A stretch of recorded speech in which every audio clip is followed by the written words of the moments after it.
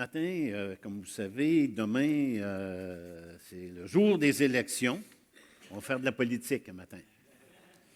Mais, je peux vous garantir que même si on fait de la politique ce matin, je ne vous dirai pas, pour les plus vieux, là, vous allez vous souvenir de ça, que le ciel est bleu et que l'enfer est rouge. Ce n'est pas là mon objectif ce matin. Alors, ce matin, on va regarder, on s'en va voter. Nous, au Québec, on vit dans une démocratie. Et on définit une démocratie comme une forme de gouvernement dans laquelle la souveraineté appartient au peuple. Au Québec, c'est ce qu'on est supposé vivre. Il y a d'autres aussi pays qui ont différentes formes de régimes politiques. Il y a des monarchies, il y a une monarchie, vous savez, en Angleterre, ils ont une reine.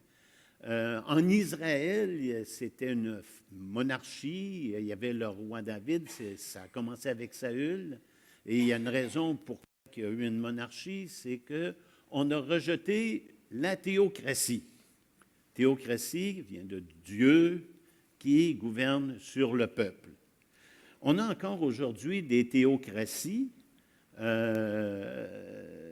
parce qu'une théocratie, en fait, c'est un gouvernement qui est géré par un souverain qui est considéré comme un représentant de Dieu. On peut voir ça, par exemple, avec l'islam dans certains pays comme l'Iran, où est-ce que les imams ont beaucoup de pouvoir, où les ayatollahs, entre autres en Iran, vont diriger la politique. Alors, il y a encore des théocraties. Il y a aussi des pays qui ont un régime totalitaire ou encore un régime autoritaire. On n'embarquera pas là-dedans ce matin parce que ce n'est pas nécessairement l'objectif du message ce matin. Mais quand je vous dis qu'on va faire de la politique, et mon objectif est très simple, nous, les chrétiens, on a tendance à vouloir se séparer de cela. On vit pour le royaume de Dieu, puis on a tendance à oublier qu'on vit encore sur la terre et puis qu'on compose avec des gens qui, autour de nous, sont soit politisés ou encore qui nous gouvernent et puis qui ont besoin, en quelque sorte, de connaître Dieu. Et c'est pour cela que ce matin, je trouve que c'est important parce qu'on a un devoir en tant que chrétien, c'est d'aller voter. On est dans une démocratie, puis une démocratie dit que nous, on va aller mettre un bulletin de vote. Vous avez sûrement eu comme moi plein d'appels ces dernières semaines où est-ce que ça nous disait, la personne se présentait et disait, est-ce que vous allez voter pour tel parti ou pour tel parti ou pour tel parti? Faites le 1, le 2, le 3, le 4. Et il y a même des gens qui ont appelé, puis ils voulaient savoir pour qui j'allais voter. Et dans ces circonstances-là, moi, je leur dis, vous savez, quand je vais voter, on me fait venir seul, et là, on me remet un bulletin de vote qu'on plie en 4 ou 5, dépendamment du nombre de candidats qu'il y a. On m'envoie derrière une petite boîte, on me dit de mettre un crochet seulement, de refermer, de le ramener, puis moi de le mettre dans la boîte, puis après cela, bien là, mon vote est fait. C'est top secret. Alors, si ça ne vous fait rien, je vais garder le top secret, puis j'irai voter, je vais aller voter, je vais mettre mon bulletin de vote dans la boîte, et on verra le résultat à la fin. Je n'aime pas dire pour qui je vote, et personnellement, je ne suis pas arrêté à une couleur. Je ne suis pas bleu, je ne suis pas vert, je ne suis pas rouge, je ne suis pas... à chaque élection, je peux changer, dépendamment de qui est candidat et dépendamment de mes convictions. Mais demain, quand on va aller mettre le petit papier dans la boîte, là, il y a plein de gens qui, demain soir, vont écouter et puis vont avoir honte d'entendre la personne à Radio-Canada qui va dire « Si la tendance se maintient, Nous aurons un gouvernement un tel. J'aimerais qu'on lise quelques passages de la parole de Dieu qui vont nous aider à comprendre comment ça se passe au juste. Pensez pas faire de politique un matin, vous autres là, hein? On va aller dans Proverbe au chapitre 16. Proverbe, chapitre 16, et on va lire le verset 33. Dans Proverbe au chapitre 16, au verset 33, il dit « On jette le sort dans le pan de la robe, mais toute décision vient de l'Éternel. » Alors, on va voter, on jette notre bulletin de vote dans la petite boîte, mais il faut se rappeler qu'il y a quelqu'un au-dessus de tout ça qui contrôle. Et celui qui contrôle, c'est notre Dieu.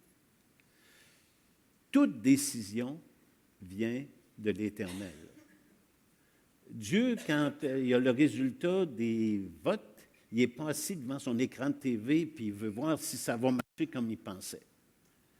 C'est contrôlé.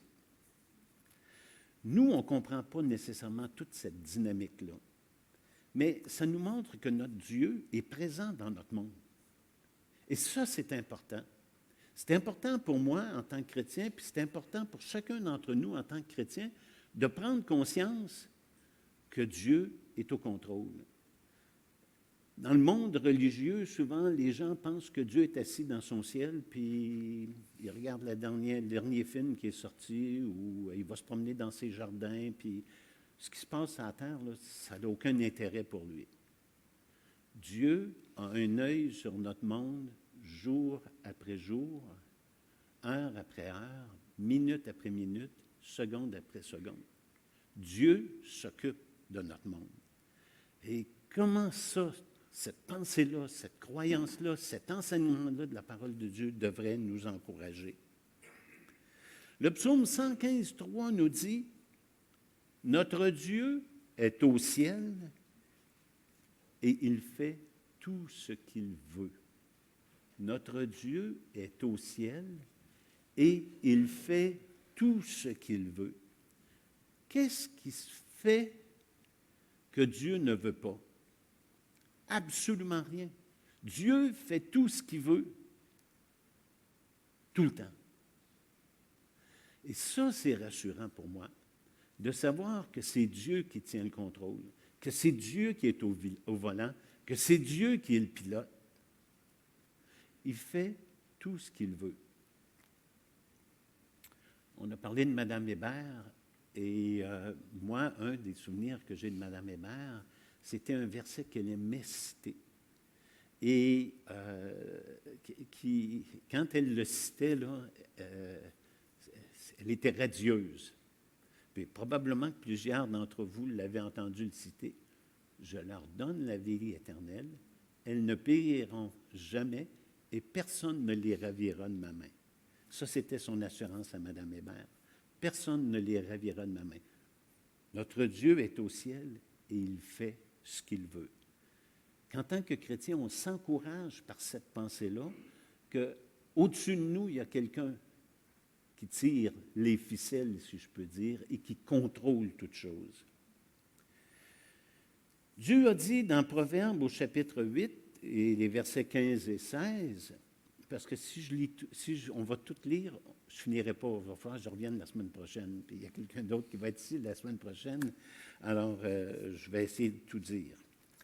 Mais dans le chapitre 8, les versets 15 et 16, il dit « Par moi les rois règnent, et les princes ordonnent ce qui est juste.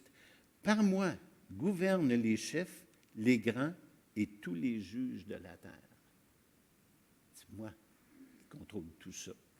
C'est par moi qu'il règne. Et ça devrait être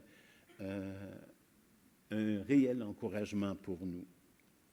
Jérémie 27, 4 et 5 nous dit « Voici ce que vous direz à vos maîtres. » C'est Dieu qui parle.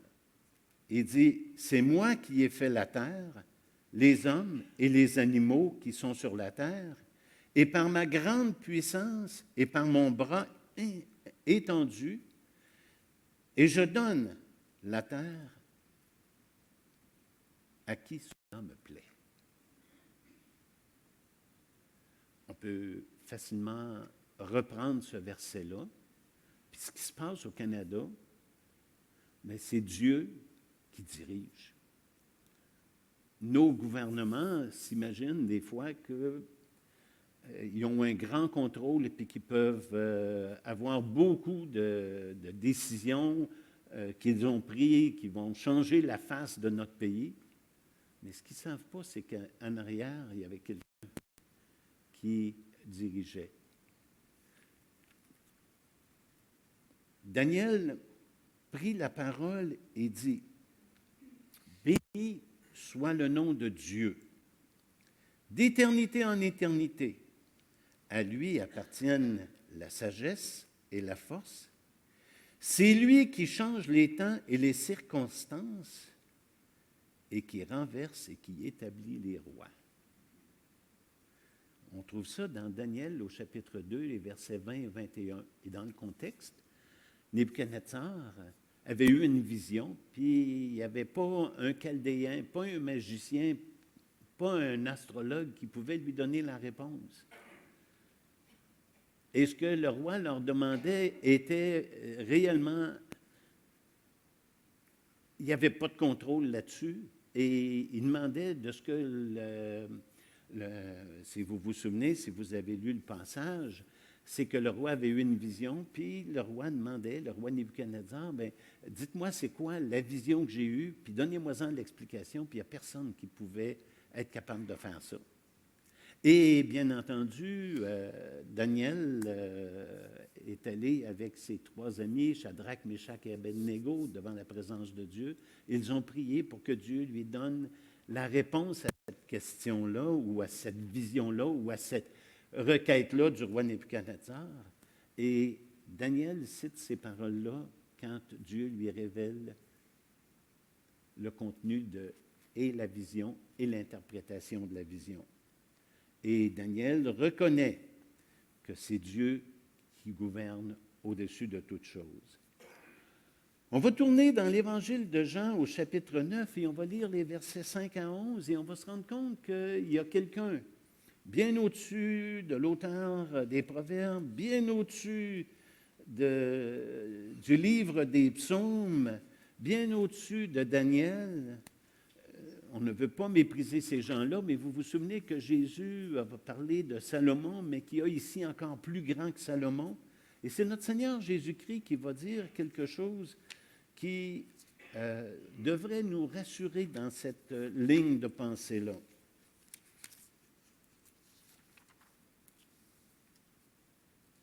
Alors, dans l'Évangile de Jean, au chapitre 19, Jésus est en procès, est mis en accusation. Et on va commencer à lire au verset 5.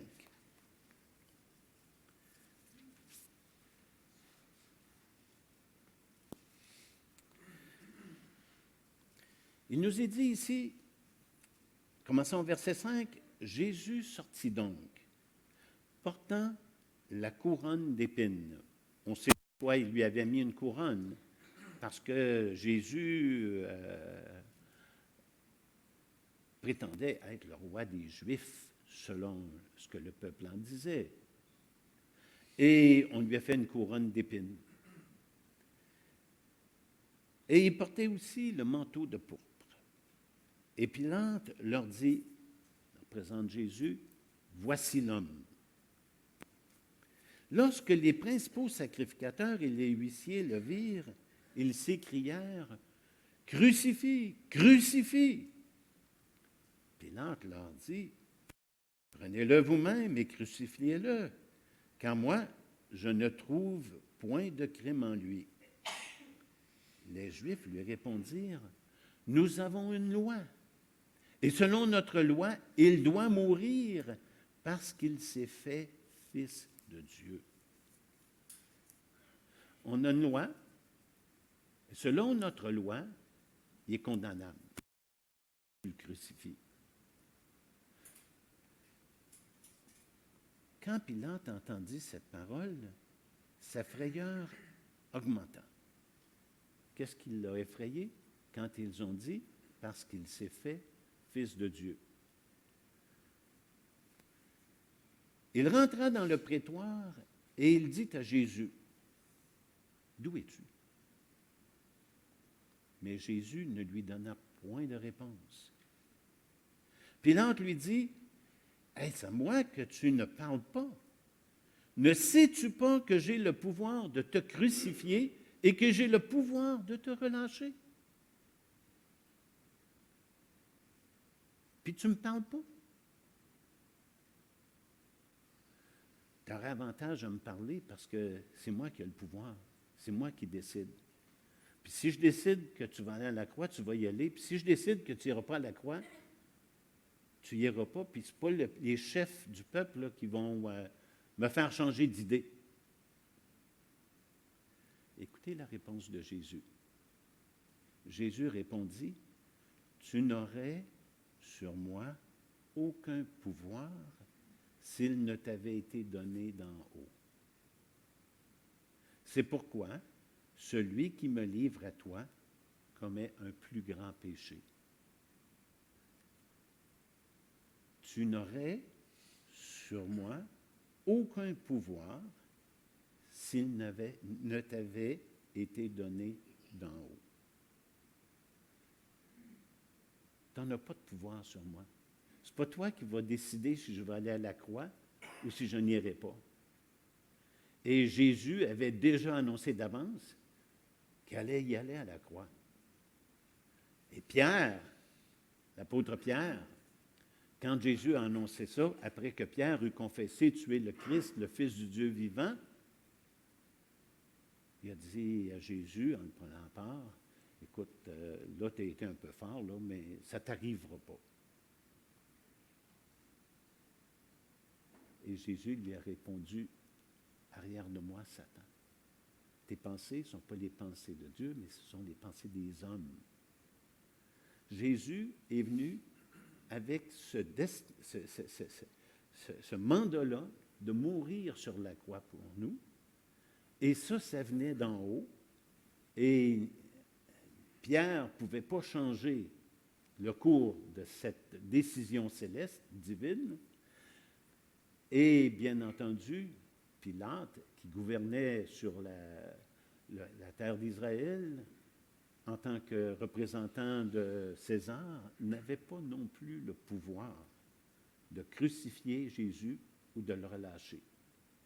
Tu n'aurais, comme on a pu le lire, sur moi, qu'est-ce qu'il dit? Tu n'aurais sur moi aucun pouvoir s'il ne t'avait été donné d'en haut. On a dans la parole de Dieu des exemples, et j'aurais pu en citer plusieurs, mais j'en ai sorti deux. Deux exemples frappants de ce que nous venons de voir, que Dieu est au ciel et qu'il contrôle toutes choses, que notre Dieu est au ciel puis qu'il fait tout ce qu'il veut.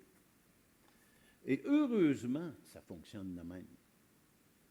Vous savez, quand j'étais petit, 10 ans, puis ceux qui sont de mon âge ou un peu plus vieux que moi, on avait peur à la Troisième Guerre mondiale. Puis on nous parlait de la Troisième Guerre mondiale, puis ça nous faisait peur, la Troisième Guerre mondiale. On pensait que ça allait venir, la Troisième Guerre mondiale. On parle beaucoup de ce temps-ci, là, de sauver la planète. Mais lorsque j'avais une vingtaine d'années, on avait la même chanson. Il fallait sauver la planète, sauver la planète. Et c'était comme si c'était les hommes qui allaient contrôler ça. Et les gens, les jeunes comme moi, ça nous faisait peur. Puis autour de nous, on nous faisait peur avec ça. C'était, on parle des fois d'un évangile de la peur, mais l'évangile, c'est une bonne nouvelle. Donc, ce n'est pas un évangile de la peur, c'était, on semait la peur dans le cœur des gens. Et quand on pense, par exemple, à l'écologie, je ne veux pas dire que ça ne dérange pas, on peut polluer tant qu'on voudra, de toute façon, ça ne changera rien. Il faut faire attention à notre planète, c'est le terrain de jeu que Dieu nous a donné, puis il faut en prendre soin. Mais de là à dire qu'on va paniquer, puis qu'on va commencer à penser que si on ne fait pas rien, tout va lâcher. Dieu est encore au contrôle, même là-dedans. Et dans les années 70, quand on parlait de ça, selon ce qu'on nous disait dans ce temps-là, ça serait déjà fini. Et puis, je suis encore ici. Alors, on voit qu'il y a des exemples dans la parole de Dieu, et on va en prendre deux. Il y en a une qui va être longue, et je ne commenterai pas, je vais lire seulement. Mais je vous invite à prendre votre Bible, si vous l'avez. J'ai la version seconde 1910. Si vous avez une autre version, ça peut peut-être être plus difficile à suivre. Mais il y a le fameux roi Nebuchadnezzar. Et c'est un passage de l'Écriture, le chapitre 4, je vous invite à y tourner. C'est un passage, c'est un texte qui est tellement riche et qui m'amène à me poser la question, coudonc, Dieu a-tu sauvé Nebuchadnezzar? C'est incroyable ce que vous avez là-dedans. Alors, c'est dans le livre de Daniel, au chapitre 4, je vais lire lentement pour ceux qui n'auraient pas la même version que moi. Je lis le chapitre au complet, il y a 38 versets. Et je le dis avant, puis je vais peut-être le redire après, sans commentaire, parce que ça parle par soi.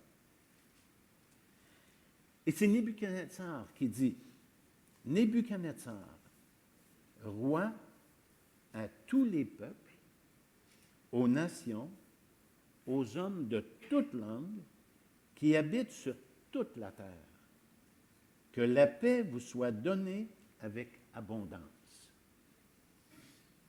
Il m'a semblé bon de faire connaître les signes et les prodiges que le Dieu suprême a opérés à mon égard. Que ces signes sont grands, que ces prodiges sont puissants. Son règne est un règne éternel et sa domination subsiste de génération en génération. Moi, Nebuchadnezzar, je vivais tranquille dans ma maison et heureux dans mon palais. J'ai eu un songe qui m'a effrayé. Et là, ce n'est pas le même songe que ce qu'on a parlé. C'était la deuxième fois. J'ai eu un songe qui m'a effrayé. Les pensées dont j'étais poursuivi sur ma couche et les visions de mon esprit me remplissaient d'épouvante. J'ordonnai qu'on fît venir devant moi tous les sages de Babylone, afin qu'ils me donnassent l'explication du songe. Alors vinrent les magiciens, les astrologues, les chaldéens et les devins. Ici, il leur dit son songe. Je leur dis mon songe, le songe, et ils ne m'en donnèrent point l'explication.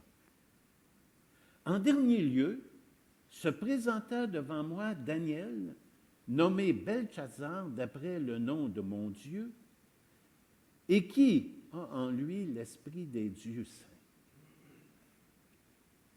Je lui dis mon songe. Belchazzar, chef des magiciens, qui a en toi, je le sais, l'esprit des dieux saints, et pour qui aucun secret n'est difficile, donne-moi l'explication des visions que j'ai eues en songe. Voici les visions de mon esprit pendant que j'étais sur ma couche. Je regardais et voici, il y avait au milieu de la terre un arbre d'une grande hauteur. Cet arbre était devenu grand et fort. Sa cime s'élevait jusqu'aux cieux et on le voyait des extrémités de la terre. Son feuillage était beau et ses fruits abondants. Il portait de la nourriture pour tous. Les bêtes des champs s'abritaient sous son ombre, les oiseaux du ciel faisaient leur demeure parmi ses branches, et tout être vivant tirait de lui sa nourriture. Dans la vision de mon esprit que j'avais eue sur ma couche, je regardais, et voici, un de ceux qui veillent et qui sont saints descendit des cieux. Il cria avec force et parlant ainsi, « Abattez l'arbre et coupez ses branches, secouez le feuillage et dispersez les fruits, que les bêtes fuient de dessous et les oiseaux du milieu de ses branches. Mais laissez en terre le tronc où se trouvent les racines et liez-le avec des chaînes de fer et d'airain parmi l'herbe des champs. Qu'il soit trempé de la rosée du ciel et qu'il ait, comme les bêtes, l'herbe de la terre pour partage. Son cœur d'homme lui sera ôté et un cœur de bête lui sera donné, et 7 ans passeront sur lui. Cette sentence est un décret de ceux qui veillent. Cette résolution est un ordre des saints, afin que les vivants sachent que le Très-Haut domine sur le règne des hommes, qu'il le donne à qui il lui plaît et qu'il y élève le plus vil des hommes. Voilà le songe que j'ai eu, moi, le roi Nebuchadnezzar. Toi, Belchazzar, donne-en l'explication, puisque tous les sages de mon royaume ne peuvent me la donner. Toi, tu le peux, car tu as en toi l'esprit des dieux saints. Alors, Daniel, nommé Belchazzar, fut un moment stupéfait et ses pensées le troublaient. Le roi reprit et dit, « Belchazzar, que le songe et l'explication ne te troublent pas. » En d'autres mots, parle, je vais t'écouter.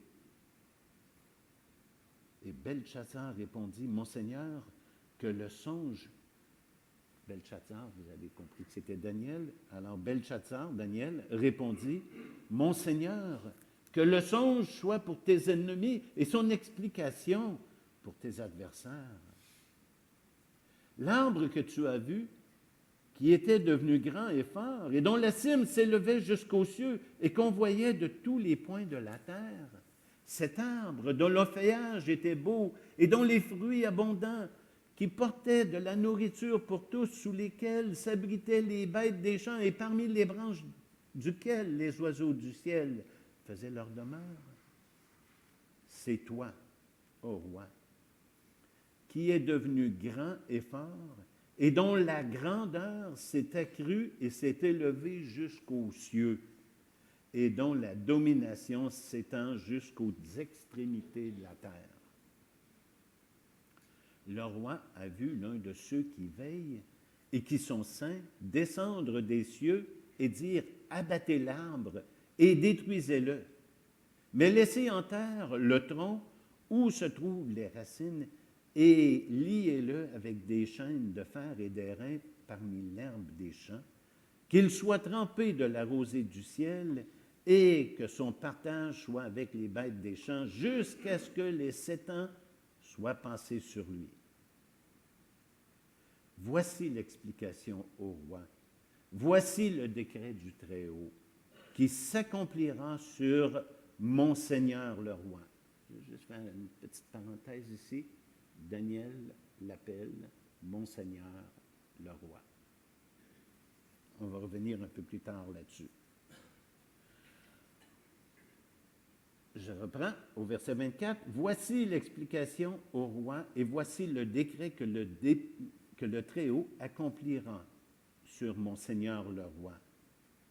On te chassera du milieu des hommes, tu auras ta demeure avec les bêtes des champs, et l'on te donnera comme au bœuf de l'herbe à manger, tu seras trempé de la rosée du ciel, et 7 ans passeront sur toi jusqu'à ce que tu saches que le Très-Haut domine sur le règne des hommes et qu'il le donne à qui il lui plaît. L'ordre de laisser le tronc où se trouvent les racines de l'arbre signifie que ton royaume te restera quand tu reconnaîtras que celui qui domine est dans les cieux. C'est pourquoi, ô roi, puisse mon conseil te plaire, mets un terme à tes péchés en pratiquant la justice et à tes iniquités en usant de compassion envers les malheureux, et ton bonheur pourra se prolonger. Toutes ces choses se sont accomplies sur le roi Nebuchadnezzar. Au bout de 12 mois, comme il se promenait dans le palais royal à Babylone, le roi prit la parole et dit, « N'est-ce pas ici Babylone la grande, que j'ai bâtie comme résidence royale, par la puissance de ma force et pour la gloire de ma magnificence. » La parole était encore dans la bouche du roi qu'une voix descendit du ciel. « Apprends, Nebuchadnezzar, qu'on va t'enlever le royaume. » On le chassa du milieu des hommes. Tu iras, on te chassera du milieu des hommes, tu auras ta demeure avec les bêtes des champs, on te donnera comme au bœuf de l'herbe à manger, et 7 ans passeront sur toi jusqu'à ce que tu saches que le Très-Haut domine sur le règne des hommes et qu'il le donne à qui il lui plaît. Au même instant, la parole s'accomplit sur Nebuchadnezzar, il fut chassé du milieu des hommes, il mangea l'herbe comme les bœufs, son corps fut trempé de la rosée du ciel, jusqu'à ce que ses cheveux crussent comme les plumes des aigles et que ses ongles comme ceux des oiseaux.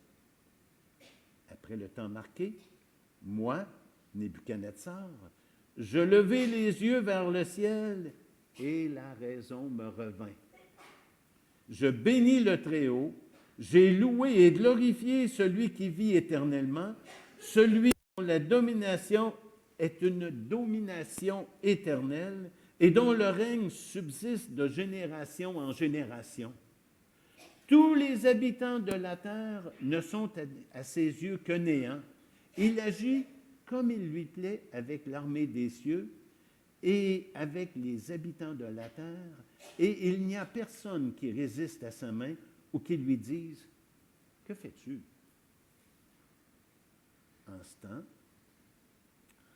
En ce temps, la raison me revint, la gloire de mon royaume, ma magnificence et ma splendeur me furent rendues, mes conseils et mes grands me redemandèrent, je fus rétabli dans mon royaume et ma puissance ne fit que s'accroître. Maintenant, moi, Nebuchadnezzar, je loue, j'exalte et je glorifie le roi des cieux, dont toutes les œuvres sont vraies et les voies justes et qui peut abaisser ceux qui marchent avec orgueil.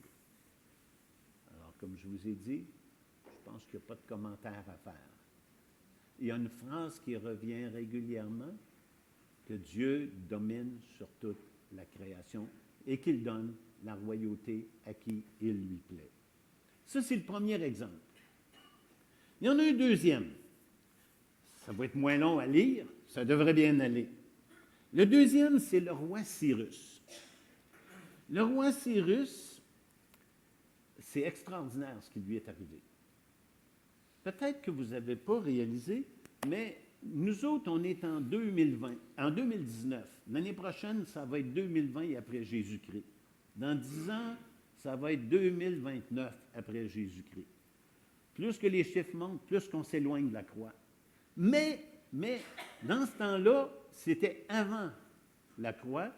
Donc, plus que le chiffre est loin, est haut, plus que c'est avant que Christ soit venu, donc plus que c'est tard, mais de l'autre côté. À droite, on va dire, on s'en va en montant les chiffres. Et à gauche, on va à reculons, on monte de l'autre bord. Il y a un prophète qui a prophétisé entre 739 et 685 avant Jésus-Christ. Donc, qui est né, on présume, en 739 avant Jésus-Christ, puis qui est mort en 685 après Jésus-Christ. Le nom de ce prophète était Ésaïe. Il y a un autre prophète qui a vécu de 627 avant Jésus-Christ à 580 après Jésus-Christ. Le nom de ce prophète était Jérémie. OK? Donc, avant Jésus-Christ. Quand on dit 739, là, c'est arrivé avant 685. Quand on dit 627 pour Jérémie, c'était avant 580, parce que c'était avant le Seigneur Jésus, la venue du Seigneur Jésus. Et on sait, on va prendre Ésaïe, qu'Ésaïe a fait des prophéties absolument incroyables. On pense uniquement à Ésaïe 53, mais il y en a d'autres. Où est-ce qu'il a annoncé des choses incroyables. Mais ce que je veux vous mentionner ce matin, c'est que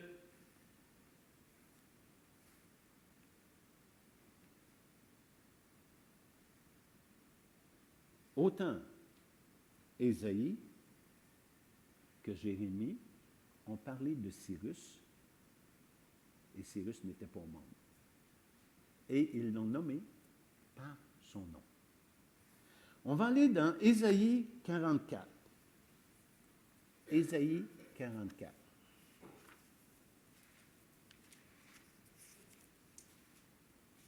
On va être dans 44 et 45, on a juste quelques versets. 44, 28.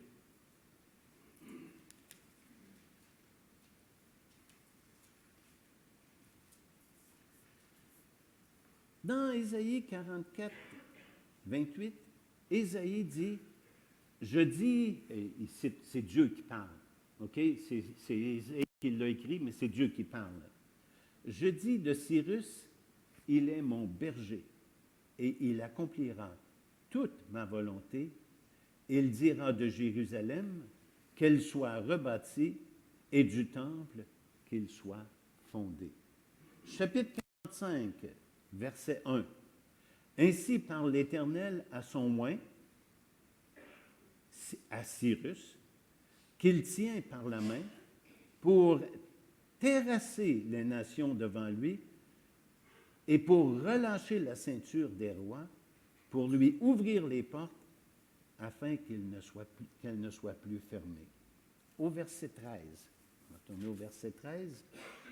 C'est moi, Dieu dit, c'est moi qui ai suscité Cyrus dans ma justice, et j'aplanirai ses voies, il rebâtira ma ville, il libérera mes captifs. Quand Ésaïe a dit ça, Cyrus n'était pas au monde. C'est autour de 200 ans avant que Cyrus vienne au monde. Et il le nomme par son nom. Si vous tournez avec moi dans Esdras, vous auriez pu voir la même chose dans le livre des Chroniques. Alors, Esdras, c'est tout de suite après le livre des Chroniques. Au chapitre 1, je vous donnerai la page, mais dans votre Bible, ça n'arrivera probablement pas à la même page. Alors, je vais lire, parce que je vois le temps filer, puis j'ai encore des points donnés. La première année de Cyrus, roi de Perse, afin que s'accomplisse la parole de l'Éternel prononcée par la bouche de Jérémie, et c'est pour ça que j'ai cité Jérémie, parce que Jérémie a aussi parlé de Cyrus, même si on ne le voit pas dans ses écrits, c'était reconnu. L'Éternel réveilla l'esprit de Cyrus, roi de Perse, qui fit faire de vive voix et par écrit cette publication dans tout son royaume. Ainsi parle Cyrus, roi de Perse. L'Éternel, le Dieu des cieux, m'a donné tous les royaumes de la terre et il m'a commandé de lui bâtir une maison à Jérusalem en Juda. Qui d'entre vous est de son peuple? Que son Dieu soit avec lui et qu'il monte à Jérusalem en Juda et bâtisse la maison de l'Éternel, le Dieu d'Israël. C'est le Dieu qui est à Jérusalem. Dans tout lieu où séjournent des restes du peuple de l'Éternel, les gens du lieu leur donneront de l'argent et de l'or et des effets et du bétail avec des offrandes volontaires pour la maison de Dieu qui est à Jérusalem. Il accomplit ce que Dieu a annoncé par Ésaïe et il nous dit ici, dans ce texte-ci, que c'était aussi ce que Jérémie avait annoncé. Ce qui est extraordinaire, c'est qu'il y en a un des prophètes qui a vécu de 627 à 580, et il y en a un autre qui a vécu de 739 à 685, alors que Cyrus est né en 539 avant Jésus-Christ, a régné, pardon, de 539 avant Jésus-Christ à 530. Donc, autant Jérémie que, bien entendu, Ésaïe n'ont pas connu Cyrus. Il ne parlait de Cyrus que par révélation. Y a-t-il un Dieu qui est capable de faire ça? Cherchez les dieux qui sont capables de faire ça. Il n'y en a pas. C'est le seul Dieu, notre Dieu, qui annonce les choses longtemps d'avance. Et il l'a fait ici. En tant que chrétien, quand on voit ces choses-là, je vais conclure avec des points. Je vais lire ce coup-ci parce qu'on n'arrivera pas. Sinon, on a un devoir. Et c'est quoi notre devoir? Il nous dit, on jette le sort dans le pan de la robe, mais toute décision vient de l'Éternel. On n'a pas à s'inquiéter. En tant que chrétien, on doit faire confiance à Dieu. Ça, c'est notre devoir. Lui faire confiance. Il nous dit, notre Dieu est au ciel et il fait tout ce qu'il veut. On doit lui faire confiance. On n'a pas à s'inquiéter. On n'a pas à paniquer. Et on s'en va en élection, puis on n'a pas à commencer à se casser la tête. Si un tel parti rentre, ou si un tel autre parti rentre, ou si un tel monsieur rentre, ou si un tel madame rentre. Dieu est au contrôle.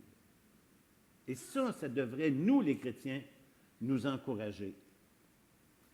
Dans l'Épître aux Galates, et là, il y a deux apôtres que j'ai sortis qui nous donnent la même consigne, être soumis. Être soumis à Dieu. Et c'est intéressant de voir que ces deux-là, eh bien, on va se rappeler que celui qui a fait de Pierre l'apôtre des circoncis a fait de Paul l'apôtre des incirconcis. Et les deux disent, ayez au milieu des païens une conduite, une bonne conduite, afin que là même où ils vous calomnient, comme si vous étiez des malfaiteurs, ils remarquent vos bonnes œuvres et glorifient Dieu au jour où il les visitera. Soyez soumis à cause du Seigneur. Je répète, soyez soumis à cause du Seigneur à toute autorité établie parmi les hommes, soit au roi comme souverain, soit au gouverneur comme envoyé par lui, pour punir les malfaiteurs et pour approuver les gens de bien. Car c'est la volonté de Dieu. Car c'est la volonté de Dieu. Dans Romains 13, l'apôtre des gentils, on a eu l'apôtre des circoncis, on a l'apôtre des gentils. Moi, j'aime mieux gentil que païen parce que quand j'étais petit, puis que je donnais pour les petits païens, c'était en Afrique, puis c'était en Chine, puis il y avait vraiment besoin de l'Évangile, mais les païens, c'est moi, hein, c'est chacun d'entre nous qui ne sommes pas nés juifs. l'apôtre des païens ou l'apôtre des gentils, dans Romains au chapitre 13, les versets 1 et 2, il dit que toute personne soit soumise aux autorités supérieures, car il n'y a point d'autorité qui ne vienne de Dieu. Et les autorités qui existent ont été instituées de Dieu. C'est pourquoi celui qui s'oppose à l'autorité réside à l'ordre que Dieu a établi, et ceux qui résistent attireront une condamnation sur eux-mêmes. Il ne faut pas s'opposer à l'autorité que Dieu a établie. C'est la volonté de Dieu qu'on se soumette aux autorités. Est-ce qu'on a besoin de plus que ça? Est-ce que j'ai besoin d'expliquer? Je ne pense pas. C'est clair. Mais j'ai parlé de nos devoirs. Notre première responsabilité, c'est de ne pas s'inquiéter quand on parle de choses politiques. Dieu est au contrôle. La deuxième chose, c'est qu'en tant que chrétien, on doit être soumis aux autorités. Et ça, être soumis aux autorités, ce n'est pas juste de dire, ouais, je vais le faire pareil. Hein? Je suis soumis à mes parents, là, je vais le faire, ce ne sera pas mon affaire, mais je vais le faire pareil. Non. Être soumis, ça veut dire que j'en parle aussi de façon respectueuse. Que je ne les méprise pas. Que j'en parle pas avec d'une façon ou avec un ton dégradant. Que les gens, quand ils m'entendent de parler de mon premier ministre ou de mon député ou de mon homme politique, ne voient pas que mes couleurs puis mes sentiments face à cette personne-là, qui seraient des sentiments négatifs. Je ne suis peut-être pas d'accord avec tout ce qu'ils font, mais je dois les respecter. Et je dois me soumettre à leur autorité. C'est Dieu qui est au contrôle et c'est Dieu qui me dit de faire cela. Donc, il me reste une chose à faire.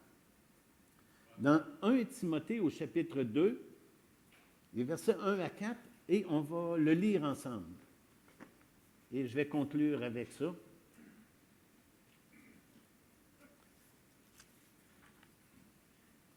Dans 1 Timothée au chapitre 2, versets 1 à 4.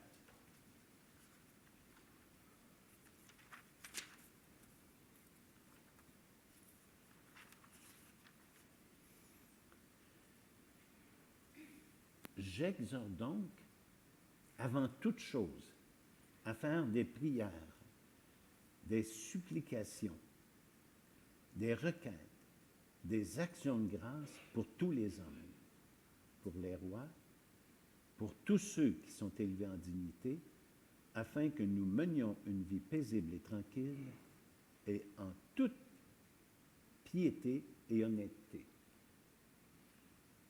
Pourquoi? Car cela est bon et agréable devant Dieu notre Sauveur. On veut plaire à Dieu? Voici quelque chose qui lui plaît. On a la responsabilité de prier pour nos hommes politiques. Quand est-ce que j'ai prié pour mes hommes politiques dernièrement? La Bible me demande de prier pour eux autres.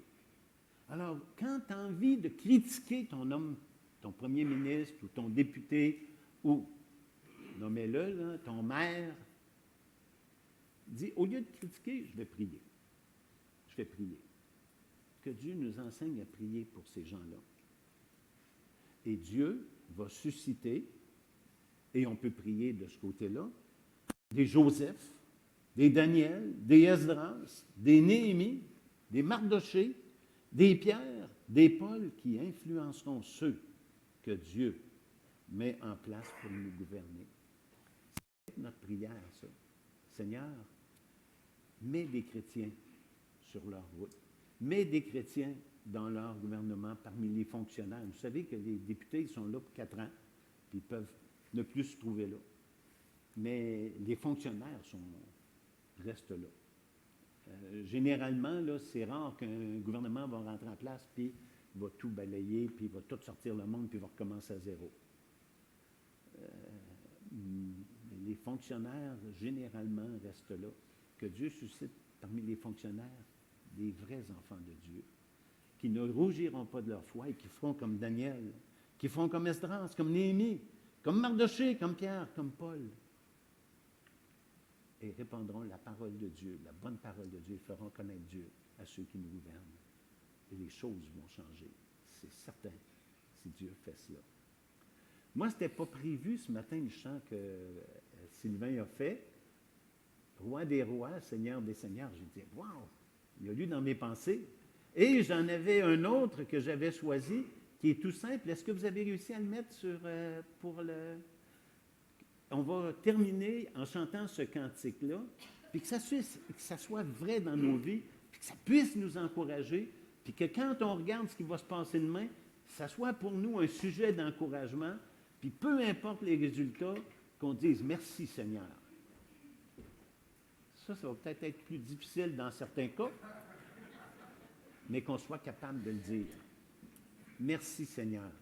Il n'y a pas un homme politique qui est là en place, on l'a vu ce matin, sans que Dieu l'ait voulu. Comptez pas sur moi pour le chanter, vous le partir, mais les musiciens sont là. Moi, je vais prendre ma place. Et après le chant, je vais avoir juste un mot de prière.